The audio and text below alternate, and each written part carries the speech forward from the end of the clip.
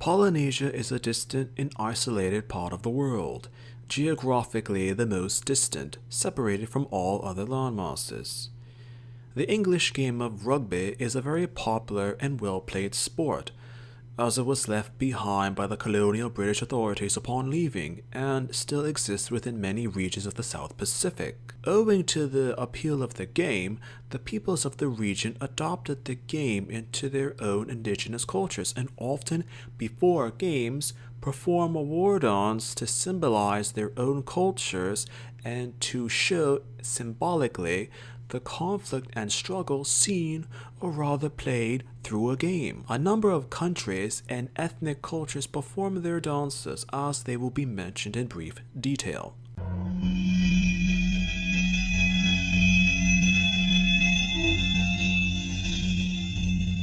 The most well-known Polynesian war dance witnessed as part of a pre-game entertainment for rugby matches relating to New Zealand's teams. A number of dances were taken from traditional Maori sources, and some dances were even comprised and composed in terms of chants and choreography specifically for rugby games. The Haka dance is now a source of controversy as non-Maori, non-New Zealander, or even non-Polynesian based sports teams have illegally or unlawfully used the dance or chants for their own sporting events without respect for the dance or the heritage in which it represents.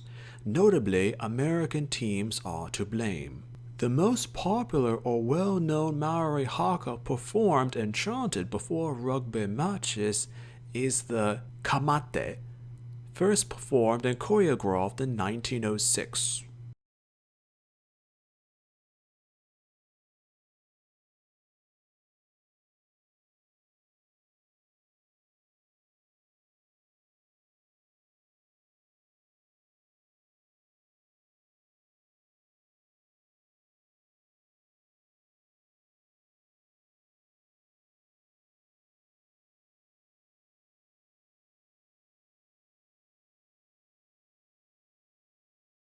Tena Koe Kangaroo. In 1903, while New Zealand players were assembling for an Australian tour, they reportedly came out with a small verse to use before a rugby match.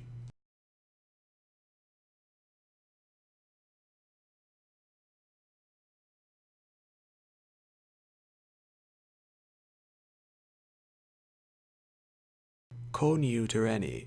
In 1924, during their unbeaten season, they came up with this version of a haka.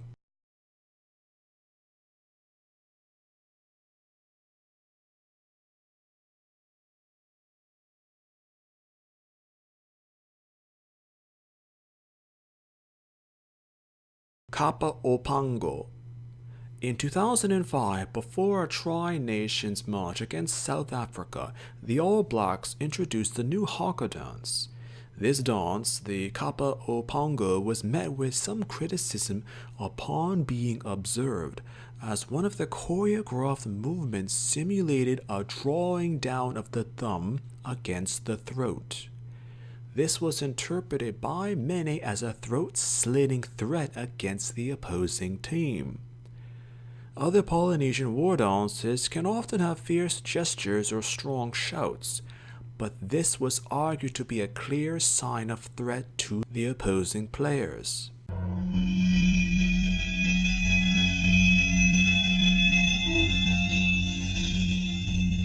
From Samoa, the siva tau is a dance that the Samoan sporting teams use before their rugby matches on an amateur as well as a professional level of competition. The Samoan Australian rules football team also performs the siva tau dance at its international appearances as well.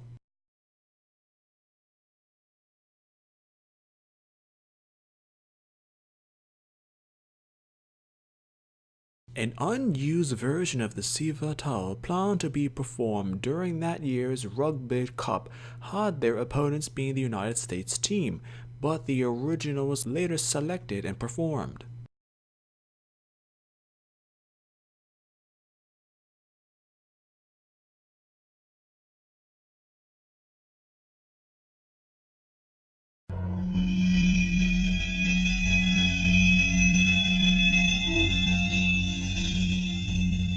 From Fiji, the origins of their war dance used for rugby matches or related competitions date back to 1939 when Fiji was preparing for its first tour of New Zealand. The then captain thought that the Fijian team should have a war dance to match the All Blacks Haka. Upon later approaching a high chief of a neighboring clan, the captain of the Fijian team learned what is now considered the first ever pre-match dance for the Fijian team. This team later went on to become the only team to remain unbeaten across a full tour of New Zealand at the time.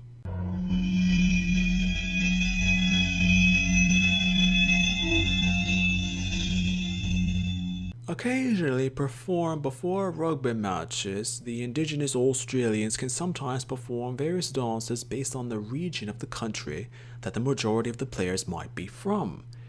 Due to the complexity of the continent with native peoples, it would be impossible to use a single dance to describe or categorize the peoples or cultures associated with the various dances.